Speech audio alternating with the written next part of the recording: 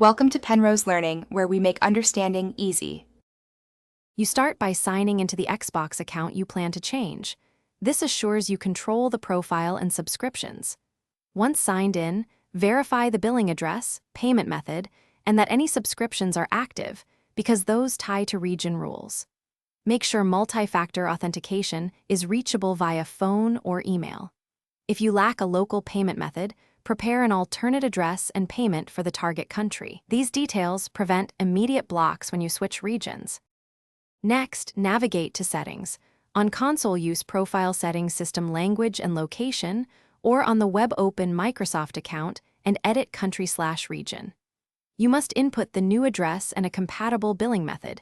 This is the how that satisfies Microsoft's regional checks. Once done, accept any terms and note that some changes may schedule or require signing out and back in. Make sure to confirm purchases and subscriptions will still work in the new region before continuing. Finally, sign out and reboot your console or browser so the region update takes effect. Then sign back in and check the store and subscription access. If purchases or subscriptions behave differently, reconcile payment methods and accept any region-specific licenses. If something goes wrong, first recheck the exact address format and billing info, then clear cache or remove saved payment data and try again. If problems persist, contact Microsoft support with your account details for.